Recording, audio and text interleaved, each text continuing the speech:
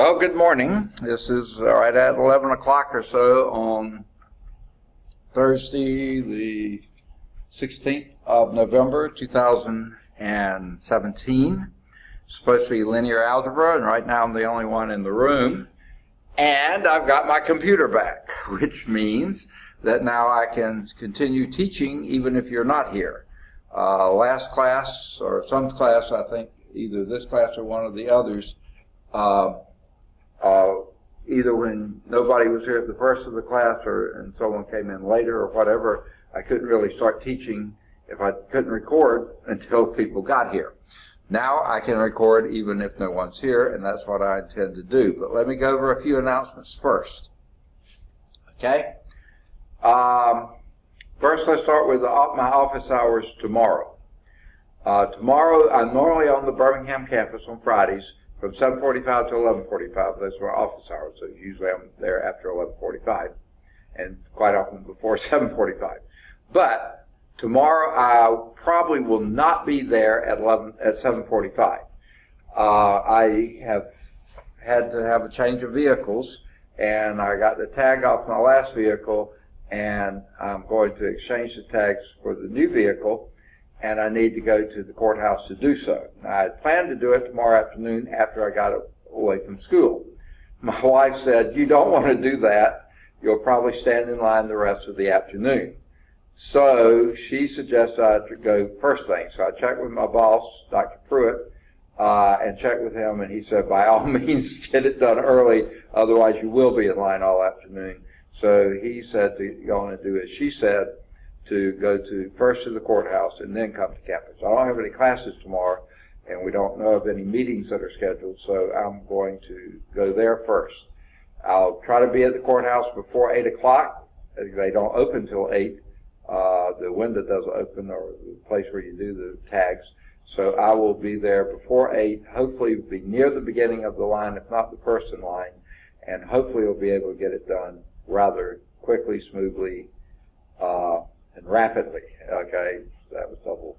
Okay, so whenever I finish with that, I'll head to the Birmingham campus. I would be surprised, really surprised, if I could get there by 9 o'clock. I'll shoot for that. It's probably more likely to be 9:30-ish or so. If there are any problems, delays, things that they have questions about, I have to go home and get more paperwork or something like that. I don't anticipate that happening, but if it were, then it may be 10 o'clock or later before I'm there. So I'm shooting from 9 to 9:30, but we'll see how it goes. Once I get there, I'll work my full 4 hours, even though I think I've already got plenty of hours this week, but I always like to be there at least 4 hours. Okay, so that's tomorrow. Then the good news, bad news situation. The good news is next week is Thanksgiving week. The bad news is we don't have any classes. Even though Tuesday is not a holiday, it is a professional development day for us. Our Alabama Community College Association has its annual meetings the Sunday afternoon, Monday and Tuesday before Thanksgiving every year. Okay? Now, we don't have to go to the meetings. In fact, I'm not going to the meetings. They're down in Montgomery, and I don't have the money in my budget to send myself. I got 2 of my instructors I can send, but that used up all the travel budget we had. So we're stuck with just 2 people going. The rest of us will be here on campus. Okay? Most of the administrators will probably be going, but some of them will still be here, I'm sure.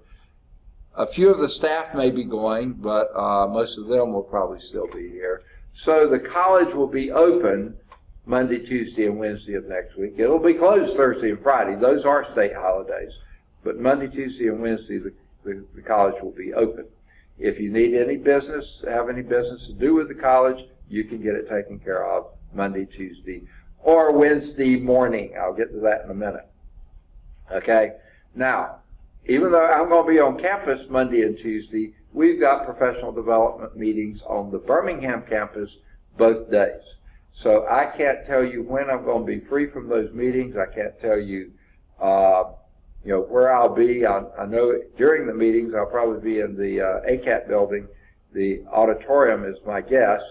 But I can't tell you what time they're starting. I can estimate that, what time they'll be finished. There's more I don't know than what I do. So don't figure getting in touch with an instructor Monday or Tuesday unless you work out something with them ahead of time.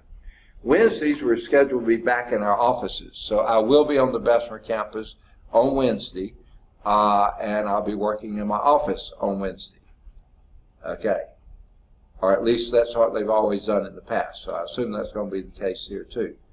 So if you do need to see me Wednesday morning, not a bad time. Be here on Bessemer Wednesday morning.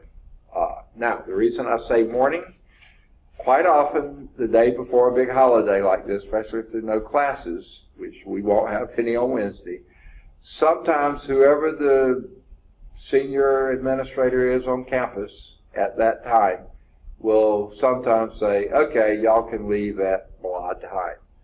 I've heard that maybe it's happened as early as 12 some years. Last year it seemed like it was 2. I can't remember for sure. Usually sometime in the afternoon they tell people they can go home.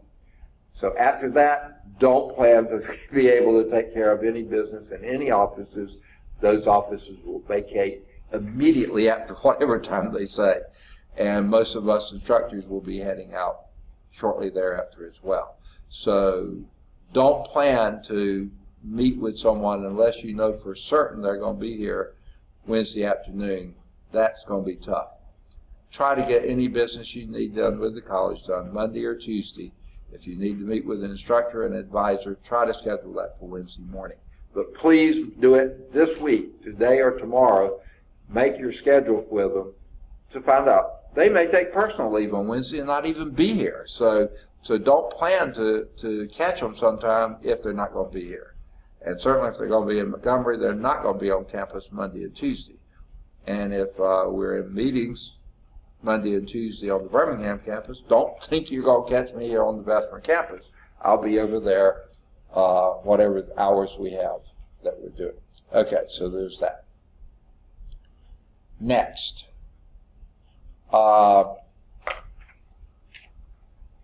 One of you has turned in the research paper. Way to go.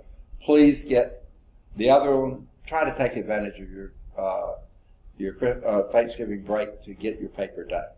Okay? Both of you have turned in the first test, and both of you have turned in the second test. You both have the third test out. Try to get that done, if you can, over the Thanksgiving break as well. That would be good to have that completed and turn it in the Tuesday after we get back. But if you need more time, you certainly can take it. Okay? We only are going to have class today and the 2 weeks after Thanksgiving. So we have 5 classes today and 4 more, and that's it. And then I'll be giving you your last chapter test. And chapter 4, as I mentioned last time, is a very long chapter. My guess is we'll be in this chapter for the rest of the term. And that's all your last test will be on, is chapter 4. It won't be comprehensive. One, I think, final note is your student course evaluations, as far as I know, have been opened. So please get those done. If you want to wait and see what your final grade is, you can do that. That's perfectly okay, but please don't forget to do it. I know that when I was an undergraduate student, the end of the term I was so wasted, so exhausted, so tired. If I had put off something to do at the end, once I finished that last test, exam, I was out of there and my mind shut down and I'd forget to do it. So please don't do that. Please get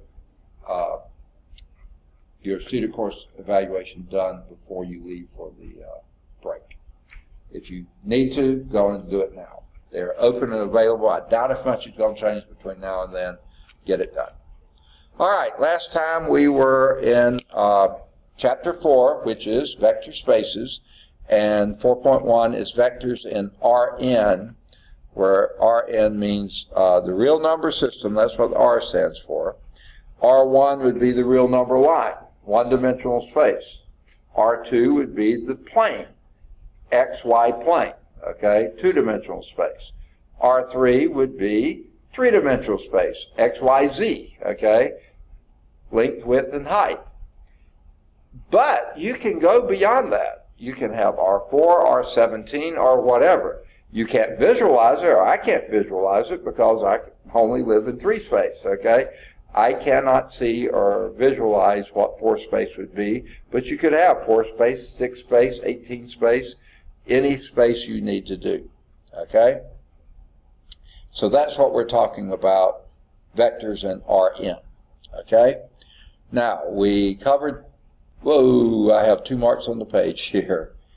I have a feeling we're on page 146. I didn't notice that, yeah, I believe we just got started last time. So let me pick up. I was starting to start with vector operations, and then I realized we didn't do started talking about vectors in the plane. Okay? Said they were directed line segments. They have initial point, terminal point. And in standard form, the initial point is on the origin. Okay? In fact, I think I'll go to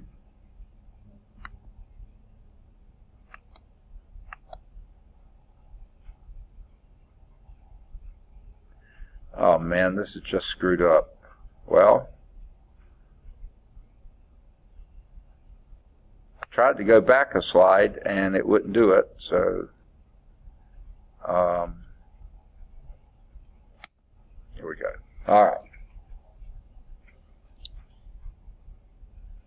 If this is your XY plane, 2 space, you might say, vector in the plane, the initial point, standard position, we always make that the origin. Okay, let me get my pen set up. Okay, that would be the initial point. The terminal point would be some point out here. Okay, that would then be the vector represented where this is your terminal point XY. Okay, I'm sorry, they call it, sometimes they call it XY, sometimes they don't. This they call it X1, X2. Okay, it doesn't matter what you call it. X1, comma, X2. This is your X1 axis, this is your X2 axis. Ordered pairs. Okay. Now, they have a little remark here. The term vector derives from the Latin word vectus, meaning to carry, the idea that if you were to carry something from the origin to the point X1, X2, then the trip could be represented by the directed line segment from the origin, 0, 0, to the point X1, X2. Vectors are represented by lowercase letters set in boldface type such as U, V, W, X. That's in the text. Guess what? I can't write boldface. So whereas they do a boldface X here, I put an arrow over it. That means boldface. That means it's a vector. Okay. Now, I have our current pre-calculus 112 and 113 pre-calculus algebra pre-calculus trig text is by the same author, Ron Larson. We this year started our Cal 1 by using a text by Ron Larson. And in both of those texts, the calculus text, it's going to be for 3 terms, the pre-calculus text for 2 terms. Both of those books, when he's talking about vectors, he puts it in angle notation. Okay? In this book, which he talks more about vectors than any of the others, I would say, he puts them in parentheses notation. So in other words, the point x1, y1 is represented that way. The vector is also represented, open parentheses, x1, x2, close parentheses. Looking at those, you can't tell whether they're talking about the point or the vector. The ordered pairs and the component, that's what you call for a vector, the components, they're written in identically the same way. Now, in the other text, both the pre-calculus text and the calculus text, I'm pretty sure on the calculus, I think I checked this, he writes vector with the angle notation, x1, x2. The numbers would be the same, but the angles indicate you're dealing with a vector, not a point, okay? The parentheses indicates these are coordinates of a point. The angle brackets indicate you're talking about the components of a vector, okay? And if you start the vector at the origin, then the components and the coordinates are identically the same numbers, but they represent two different things. One represents a point, one represents a vector, okay? In this text, looking at it, you can't tell the difference. You have to get it from the context. If they've had a vector symbol in front of it, then you're talking about a vector. If you don't have a set or have a P for a point or Q for a point, then they're talking about the coordinates of a point. So just a word, in case you've been in one of the other courses that use that notation, this book does not. This author does not in this book, where he does in other books. So I don't know why. So that's why they're saying the same ordered pair used to represent the terminal point is also represents the vector. So x, vector x equal x1, y1 in parentheses. Those are coordinates for the components of the vector, and that's what they say here. Those are called components of the vector. Two vectors in the plane are equal if and only if their components are the same. Okay? And we'll get to that later. So let me write that one down too. If you had another vector here, and I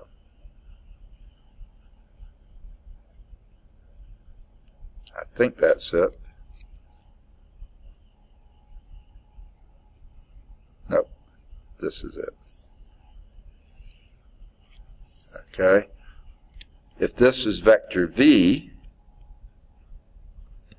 and its components are V1, V2, okay, now certainly its initial point and terminal points aren't the same, but if the components are the same, if x1 is equal to v1, x2 is equal to v2, those vectors are identical, okay?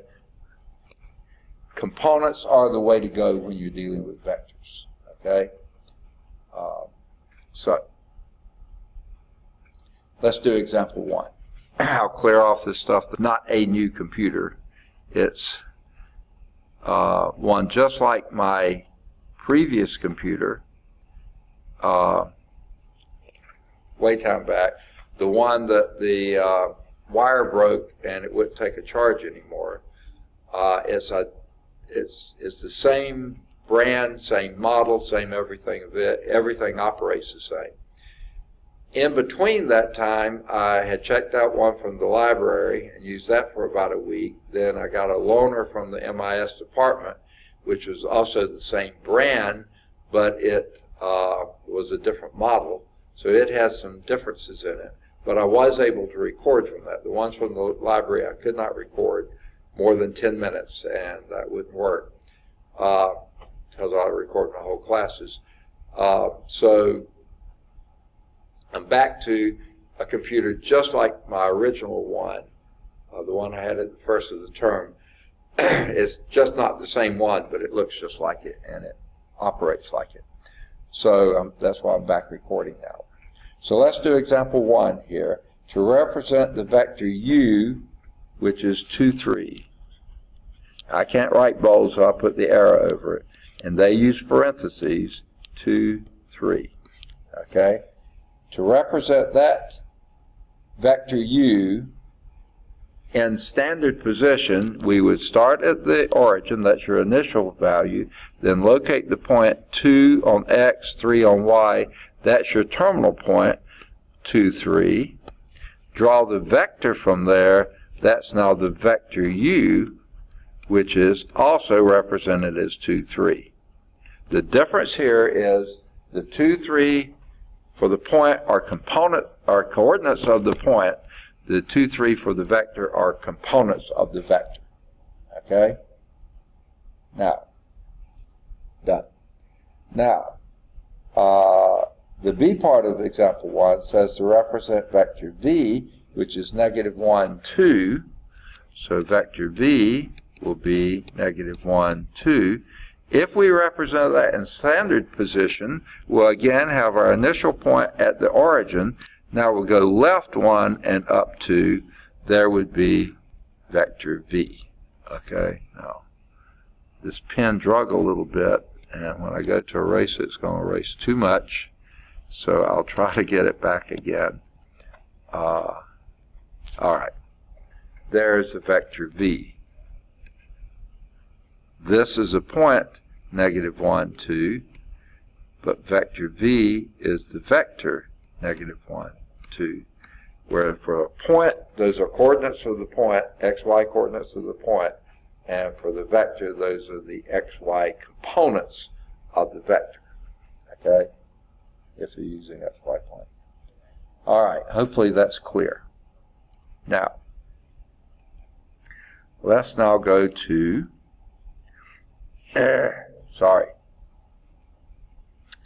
vector operations, top of page 147. One basic vector operation is called vector addition. To add two vectors in the plane, add their corresponding components. And that, by the way, is the way to go. Okay? Now they do it visually too, graphically, and you can. It's perfectly correct to do so. But the best way to do it, the way to avoid the most errors, add the components. Okay? So, let me go back to this and clear the ink from the slide. Sorry. The room's not cold or anything, but my head's clogging up again. I don't know why exactly. I don't know, maybe I just can't talk for 3 consecutive classes in a row without the head saying, hey, cut it out. I don't know. They show U as a vector somewhere like this. Okay, this is vector U. Okay? These components, we could pick out what they are, but let's generically call them U1, U2. Okay? That's not a band or anything. Here's vector V. Probably made it too large. There's vector V. We'll call these components V1, V2. Yeah, I did. Well, no, I can manage this. Okay? Now, if we're going to add the vectors together, you either start with vector U and then replicate V, but have its initial point not at the origin, but at the terminal point of U, and then going to here. So that would be, this is hard to draw on this thing. This vector up here is also V. Okay? It has the same magnitude, the same direction as the V down there. Add the two of those. This is what we call the resultant vector, the sum of those two, U plus V. Okay? Or, just like you do in numbers, you could have started with vector V and then add the vector U to that. This is the same as U. Okay? And add V to U, and you wind up at the same point. Okay? Now, what's the point here? There's several. The first, how you really should add those two vectors is this way. U plus V is equal to vector U is U1, comma, U2, plus vector V is V1, comma, V2. Adding them together, you get U1 plus V1, that's the first component, comma, U2 plus V2. Close the vector. I wanted to say parentheses. It is a parentheses, but yeah. So let's see what we did. This would be U1. This would be U2, okay? This would be V1. I'm going to go to a different color, I think. Why not red? This is V1, and this is V2, okay? And if you were to add U1 to V1, you would take U1, and let's do a different color here, maybe green. U1 plus V1, I've shown that one block further to the right, so move this one block further to the right, so this would be U1 plus V1, and this was 4 blocks up for U2, and V2 was 2 more blocks, so this you could say is V2. When you add those two together without overlap, that means add another 2 blocks up here. This is U2 plus V2. Okay? So, your components here,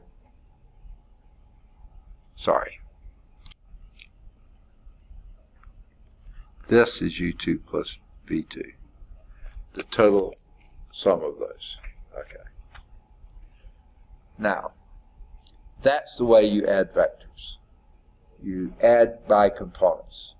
Geometrically, you put the tail of one on the head of the other and add them that way. And the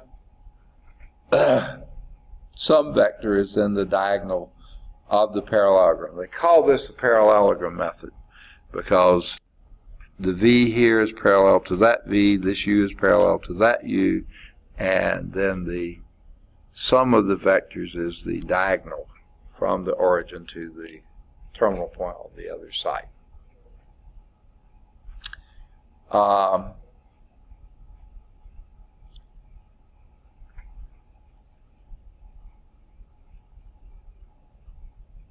They say in the next example, one of the vectors you'll add to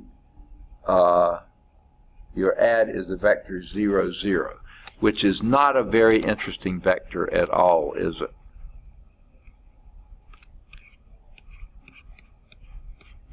Here are some of the things that make it not interesting. Okay, number one, it has no magnitude. Before this, we said a vector is the directed line segment. The length of that line segment was its magnitude, and the direction was the angle that it forms from the positive horizontal axis. Well, the vector 0, 0 has no magnitude at all. There is no length to that vector. And what's more, it has no direction. Which way are you going from 0, 0 to get to 0, 0? You're not. Okay? You can turn around in a circle, you're still at 0, 0. Okay? You're just standing at one place spinning. It has neither magnitude nor direction. Okay? Now I think we're ready for example 2.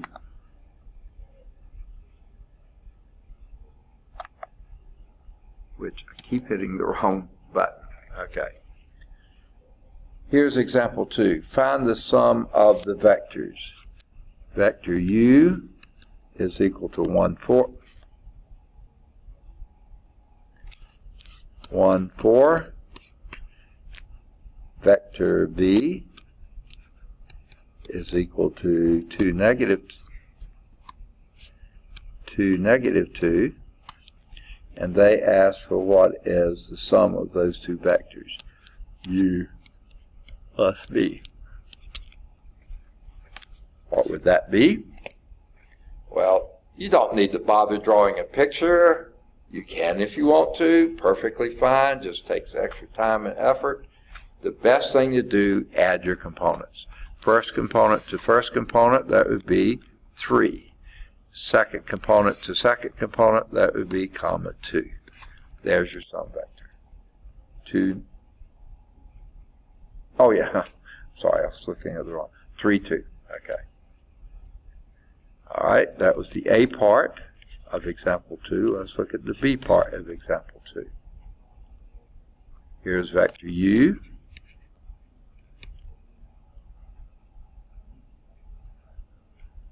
Three, -2. Vector v. -3, 2. And what do you get when you add those two vectors together? U plus v is equal to 3 minus 3, comma, minus 2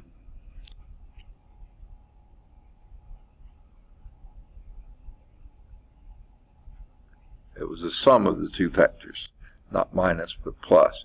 Minus 2 plus 2. Okay. I was right. It's 3 plus a -3, which is the same as 3 minus 3. The second one is -2 plus 2. And when you add those two together, you get 3 plus a -3 is 0. Minus 2 plus 2 is also equal to 0. So the sum of those two vectors, 3, -2, is moving to the right 3 down 2, and -3, 2 would be moving to the left 3 up 2, and you add those two together, you're back at the origin again, 0, 0. Okay?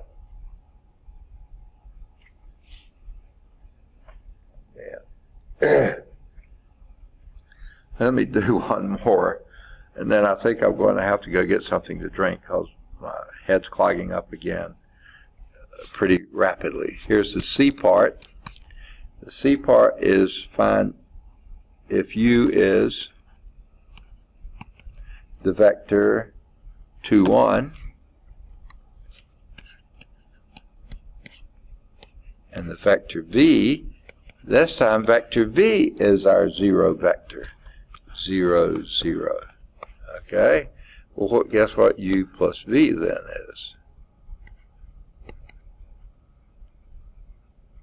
You're adding 0 to x and 0 to y, so that leaves you x, y, just like you had before. This indeed will be the vector 2, 1. Okay? And that's what they got too. Now, let me point something else out to you. I wrote the 0 vector as 0, 0. You can also write the 0 vector as the vector 0. Now, they write it as a bold 0 in the text. I can't write bold, so I put the arrow over it. That means it's the vector, both of whose or all of whose components are 0. Okay? In this case, it's an R2 vector, so both of them are 0. And when you get to higher order vectors and problems like that, then you might have to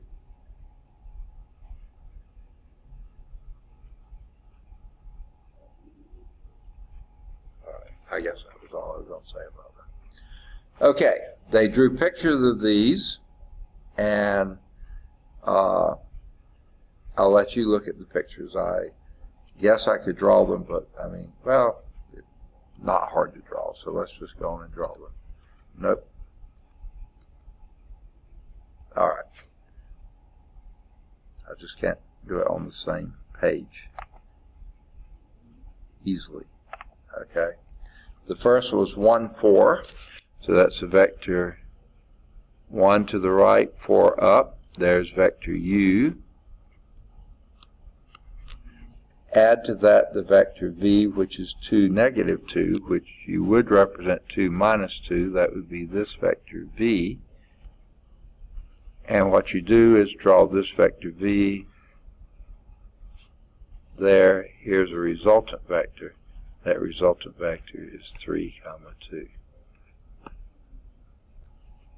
Okay? Just like we got before. Alright.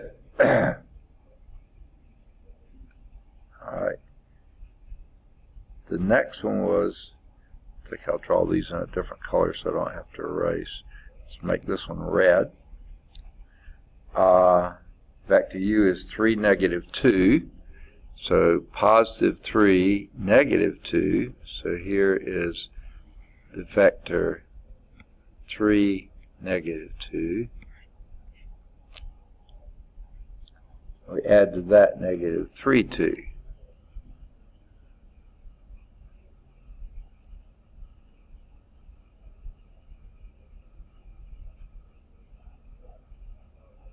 Okay. All right, there. Okay. It's hard to draw straight lines with this ionizing pen.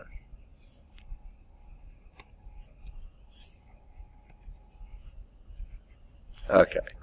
And when you add this vector, this is your vector u here, this is your vector v there, and when you add those two together, if you put the tail of this on the head of that and drew there, you would wind up at the origin. So that yielded 0, 0. Okay? And then the last one is vector u. Let's do this one maybe in green. 2, 1. 2, 1. There's a vector u.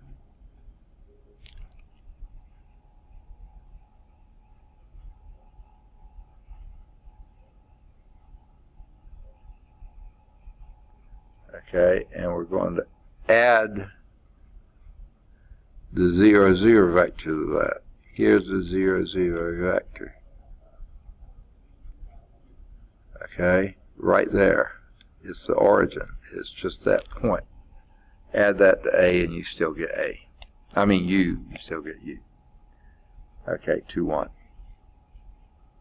Let's write that down. 2, 1. Okay.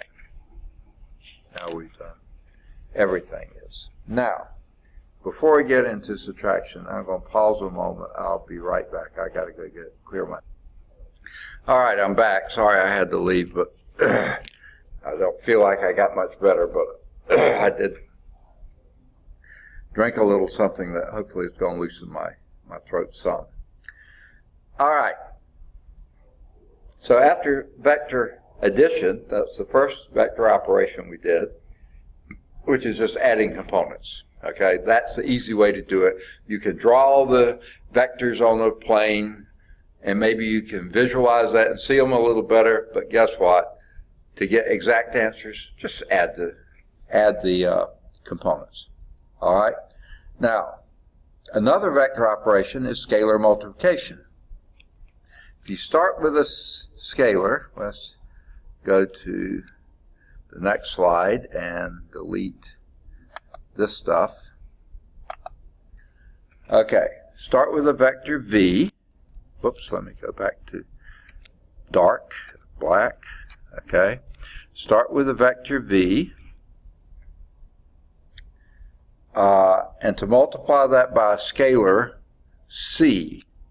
Okay, now remember, a vector has components. A vector has magnitude and direction. Okay, a scalar is just a number. Okay, it just scales something. It has no direction associated with c at all.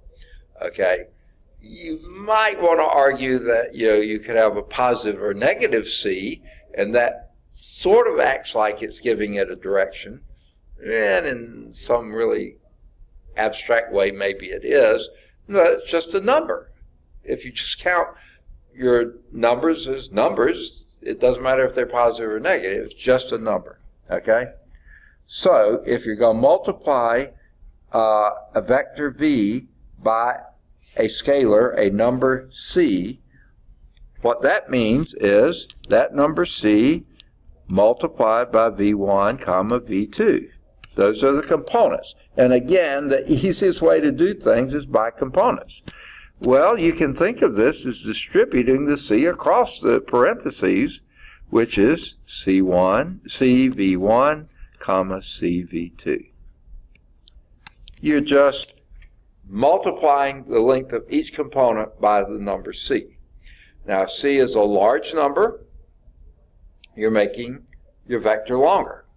If C is a number between 0 and 1, you're making the vector shorter. If C happens to be a negative number, you're changing the direction of the vector V. Okay? That's what a negative number does. It points it in the opposite direction. Okay? So that's what we mean by scalar. Mean to use any real number. Historically, this usage arose from the fact that multiplying a vector by a real number changes the scale of the vector. In other words, it scales it up if it's a larger number, scales it down if it's a smaller number, between 0 and 1. Reverses direction if it's a negative number. For instance, when a vector v is multiplied by 2, the resultant vector 2v is a vector having the same direction as v, twice the length. Okay? In general, for a scalar c, the vector cv will be the magnitude, the absolute value of c times as long as v. If c is positive, then c, v, and v have the same direction. If c is negative, then c, v, and v have opposite directions, what I just said. Now, let's take one special case for c, where you'd use the scalar c is equal to -1. So if c is equal to -1, this would be minus 1 times v, which would just be minus 1 times v1, v2. And if you think about that, that's just minus v1, comma, minus v2. In other words, you're going in the opposite direction that you were for v1 and v2. Whatever direction v1 was, you're going in the opposite direction. Whatever direction v2 was, you're going in its opposite direction. Okay? So that's what we mean by multiplying a vector. And this, by the way, is the same as minus v. Okay? That's the same as multiplying by minus 1. Okay? Now, that is called the negative of the vector v.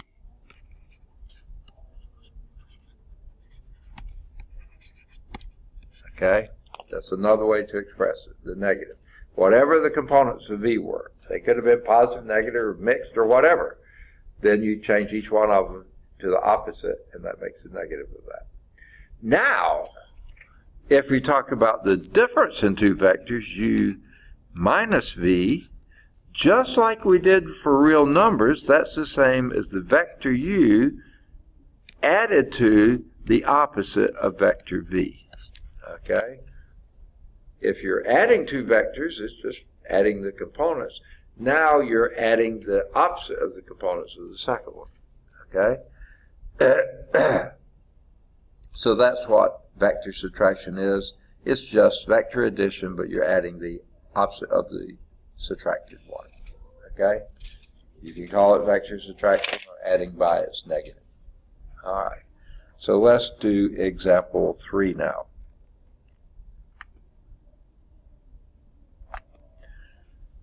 All right. Here we have vector v is equal to, I'll keep wanting to put vector brackets, so if you ever see me do it, you understand that's a vector, okay? 2, 5. Now those are components of a vector, not coordinates of a point. And vector u is equal to 3, 4. Okay? Find each of the following vectors. A, 1/2 of v.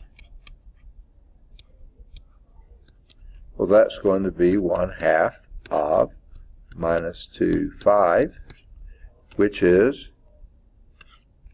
1/2 of -2 is -1, and 1/2 of 5 is 5/2. Okay? That's all there is to it.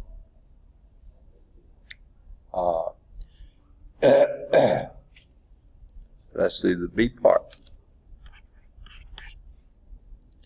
The B is u minus v, which is the vector u, add to that the opposite of v, okay, which would be vector u, 3, 4, components 3, 4, Add to that the opposite of the components of v. Well, v is negative 2, 5, so this would be 2, negative 5.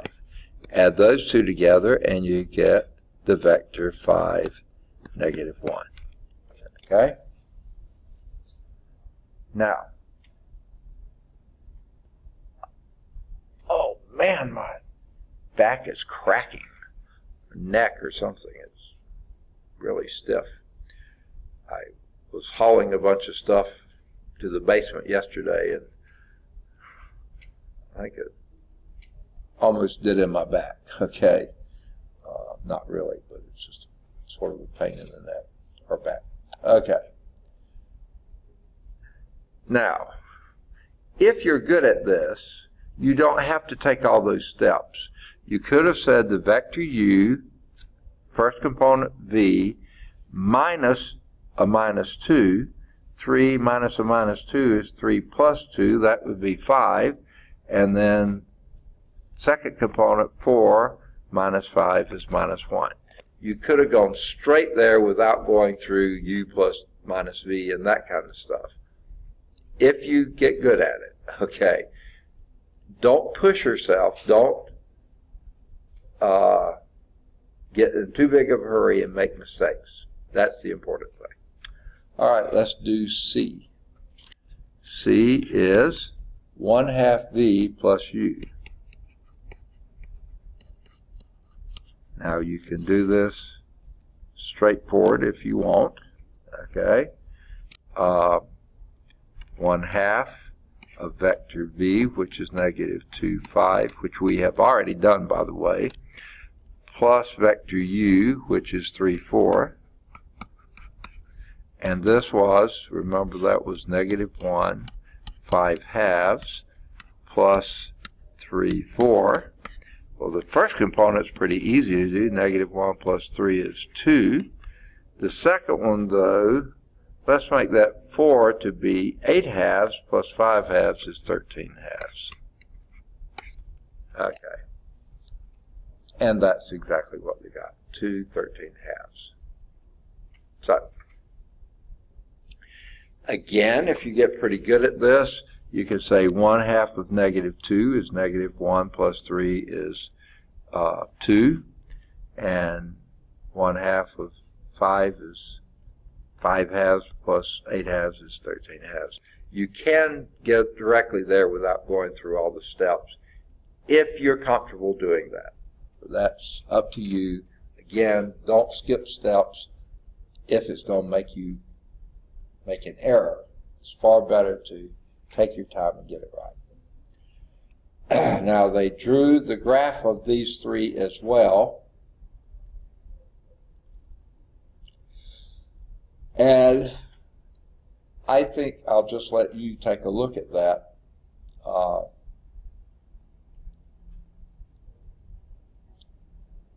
I don't really,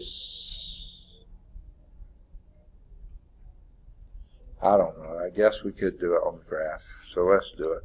Nope. Okay, here we go. Sorry about getting all clogged up. All right, here's vector v is negative 2, 5. So you go to negative 2 on x, up 5 on y. There is vector v. All right. Vector u is 3, 4. Go positive 3, up 4. There's vector u. All right. There are two vectors, as shown here. The A part here says find 1/2 of v. Okay, and this perhaps is just easy to visualize. Oh, let me go back and put your components down there too. Okay, vector v is negative 2, 5. Okay, I messed up the writing of that. Let's try that again. Negative 2, 5 and U was 3, 4.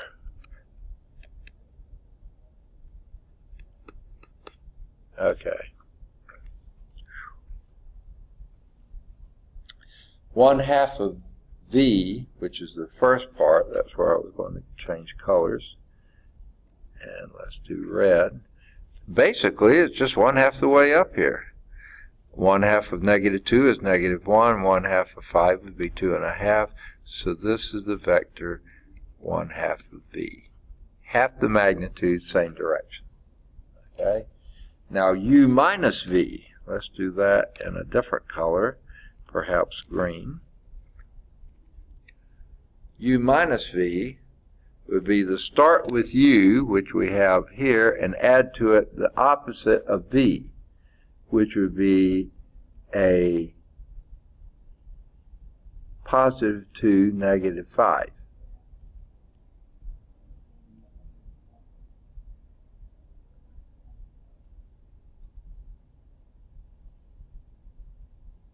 Okay.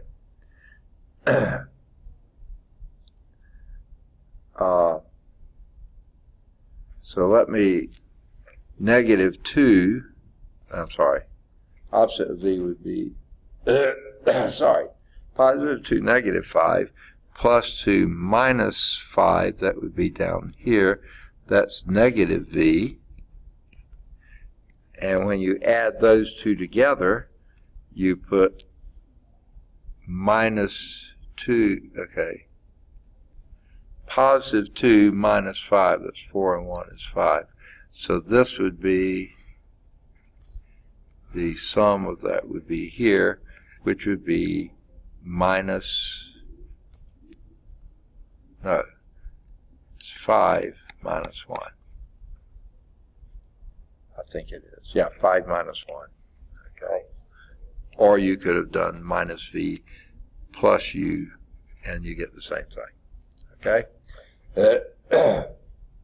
Now if you do 1/2 of V plus U, well, here's our 1/2 V. Let's go to a different color here. How about light blue? 1/2 V is here, plus U is 3, 4. So 1/2 plus 3 would be, or -1/2. No, -1 plus 3 would be a 2.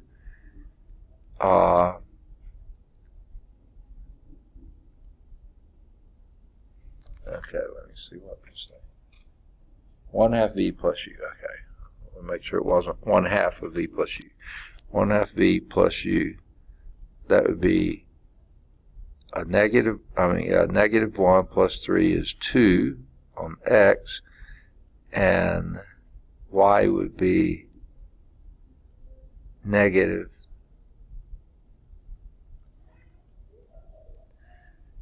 Whew, goodness gracious.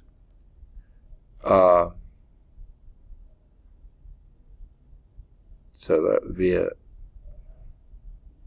2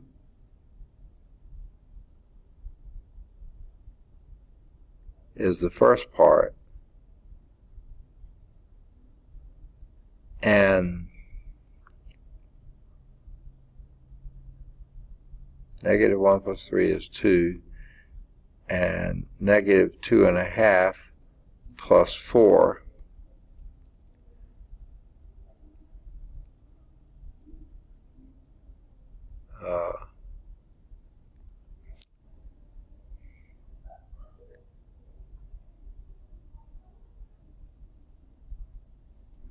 let's say 1, 2, 3, 4. So that would be right here. All right. That's either taking the vector U and adding it to 1/2 V, or taking the vector V and adding it to U, 1/2 of V and adding it to U. So this would be the sum. This is your difference vector. Ooh, it should be U minus V, and this is the sum vector of 1/2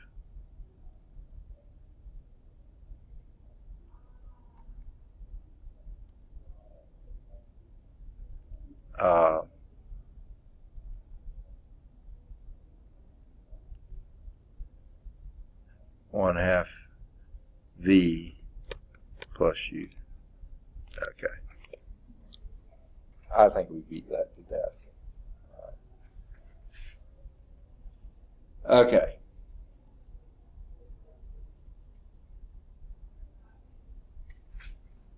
All right. My head's clogging up again.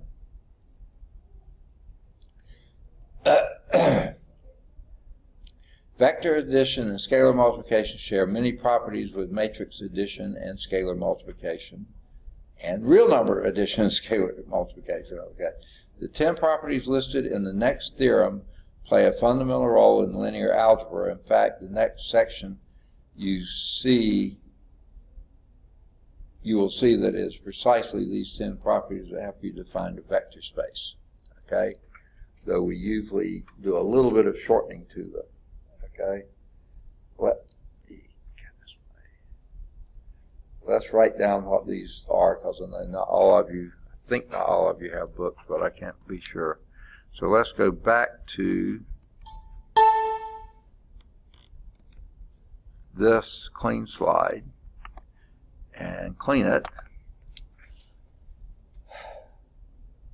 And here are the givens for this theorem. Let me get back to dark. Okay. U, V, and W are all vectors.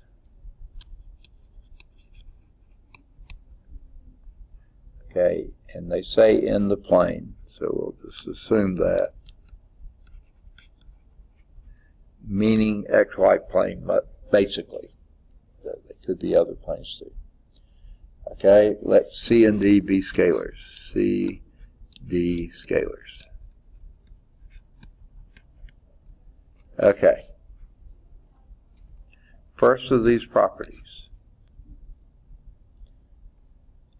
If U and V and W are all vectors in the plane, when you add U plus V, you also are going to get a vector in the plane. Okay?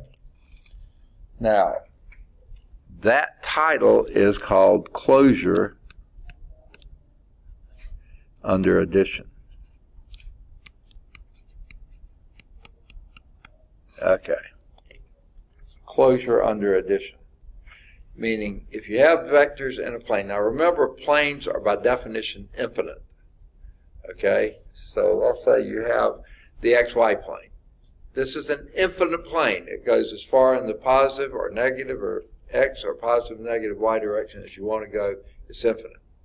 So if you have two vectors that are in that plane, you add them together, that result sum vector has to be in that plane as well. You can't be jumping out of the plane and going somewhere else because all your components are in that plane. So there's the first one.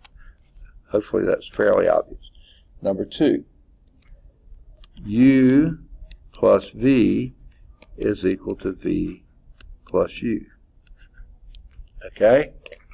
Now we've illustrated or demonstrated this a few times and just sort of waved our hands at it maybe a few times, but in reality this is a truth that's always there. And if you think graphically, when we were doing the parallelogram method, I always said, or you can do this one first and that one second. And they always came to the same vertex on the opposite side. Whether you do U plus V or V plus U, those are the same results. That's called the commutative property of vector addition.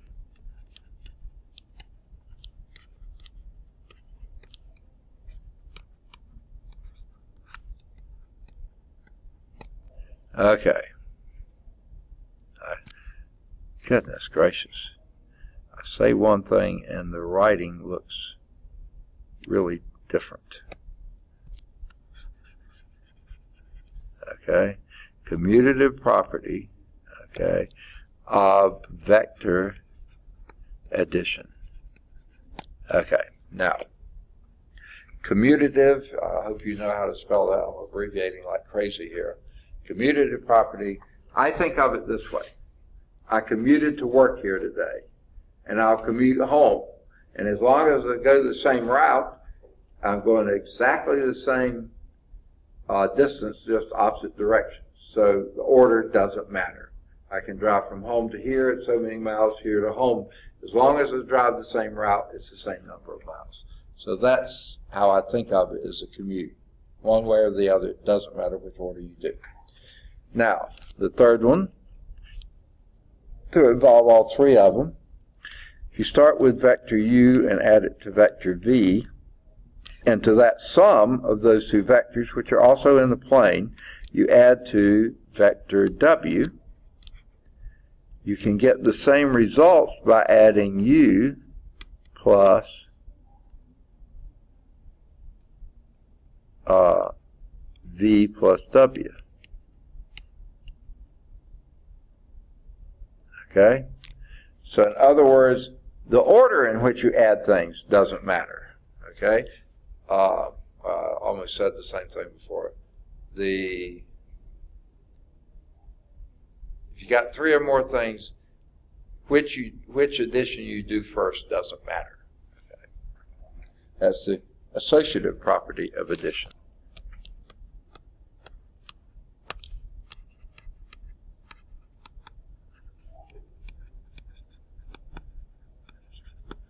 Okay. Now, sorry. All right, number 4. If you have the vector u, add to it the 0 vector, whose both components are 0, then u1 plus 0 is u1, u2 plus 0 is u2, so this equals the vector u. Okay? Always. And you call this the additive identity element. Okay, again, my writing gets really lousy. All right, number 5. It's a little bit similar to this, but we have seen it before too.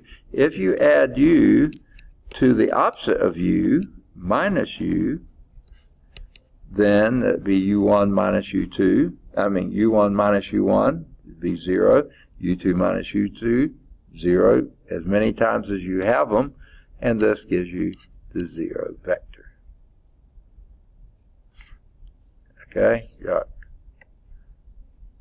Oh, yo! I hit the wrong button. Sorry. Okay. I'm not going to rewrite those, but that was number 5. I'll rewrite that one. U plus the minus of u is equal to the 0 vector. Okay, and what I was saying is, if you add to u1, negative u1, you get 0 for the first component. u2 plus negative u2, you get 0 for the second component. And usually we've been staying in just 2 space now, so that gives you 0, 0, which is a 0 vector in 2 space. Okay. Number 6. Cu is also a vector in the plane. Remember, C was some scalar. Multiply it by a vector in the plane. This is also in the plane. All right. Now, what that is meaning, that is the closure rule for scalar multiplication. That it's closure under scalar multiplication. Okay. Goodness gracious. If I'm not scalar closure under scalar multiplication. Okay. My abbreviations really get bad. Number 7. Now these get a little shaky here, not too bad.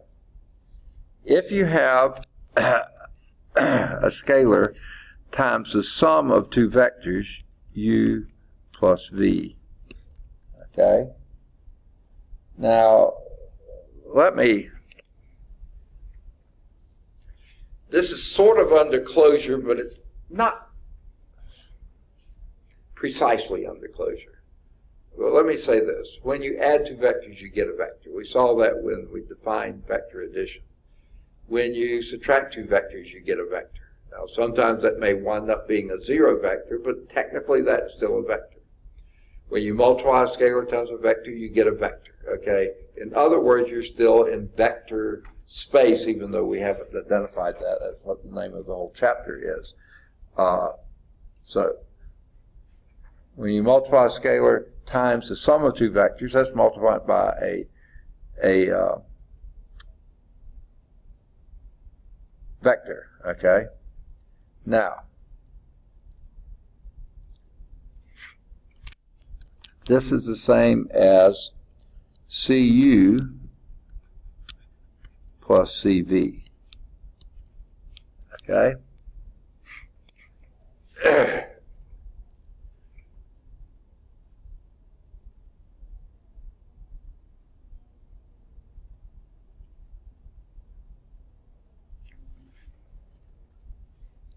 All right, that is the distributive property of scalar multiplication over vector addition. I like to say it a little bit more. The distributive property of scalar multiplication over vector addition. Okay. Got it all on there this time without too much of a mess.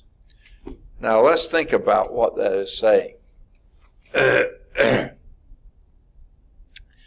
Let's take that first component of u1, u2. That's vector u, u1, u2. Vector v is v1, v2. Okay? Commas between, right? And if you multiply c, okay, let's first add them together. That's u1 plus v1, comma, u2 plus v2, comma. I mean, parentheses. Okay, first added them, then multiplied by c, c times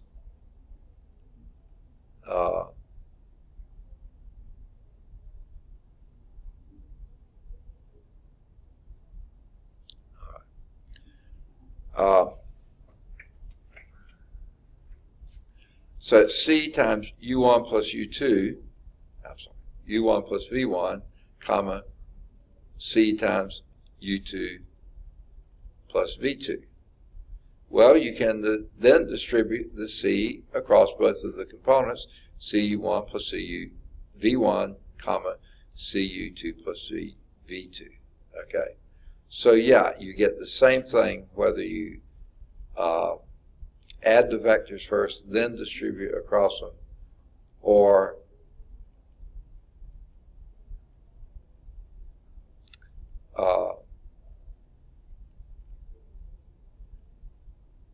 multiply first and then add. Either way, you get the same results. All right, now 8. It's not one we really use that much, but it's certainly true.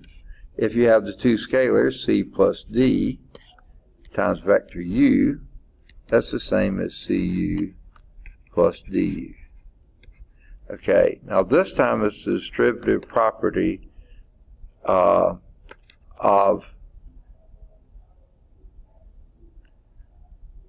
vector multiplication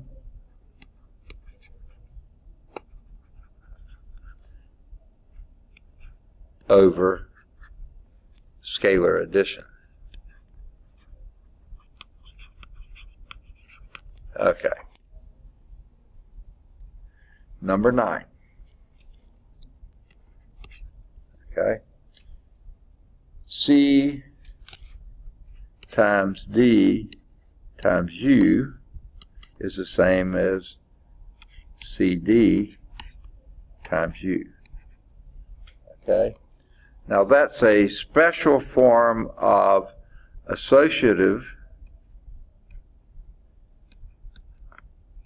The associative property of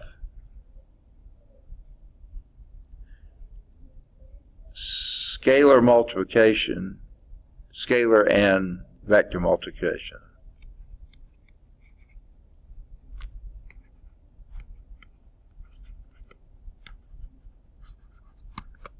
Okay.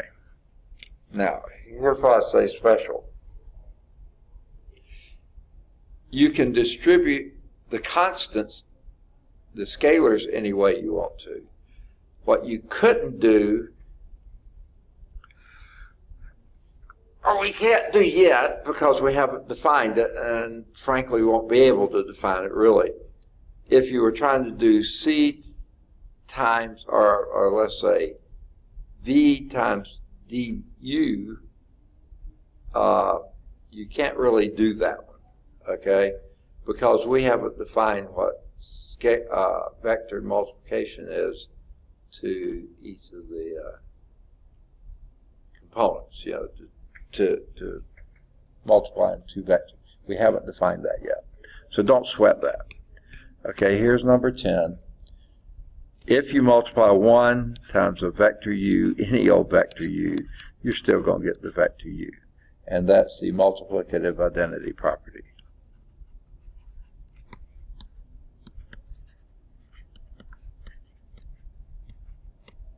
Okay. Those are the 10. They have a little proof here. You're certainly welcome to look at that if you'd like. But the next subsection is vectors in Rn, and we have just run out of time. So we will pick up there next time. Let me give you a few homework exercises that you can do. This is on page 153. Do number 1, either 3 or 5 or both, either 7 or 9 or both, any of the odds 11 through 15, do 17,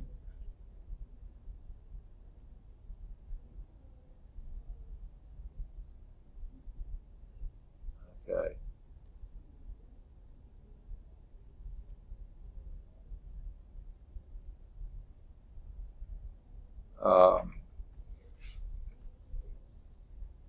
Yeah, you can do any of the odds 19 through 23. And either 25 or 27 or both. You can do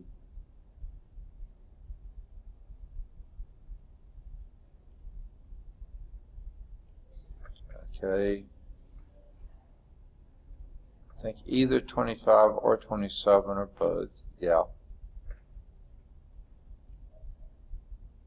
And you can do 29.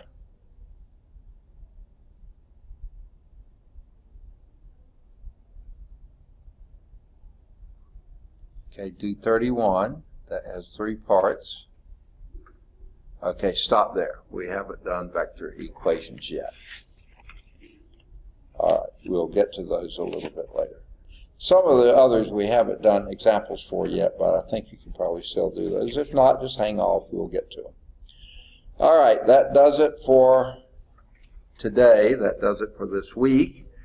And have a good Thanksgiving break. Try to get your papers done if you haven't. Try to get your tests caught up if you are behind. I don't think you are. Both of you are in good shape on your test.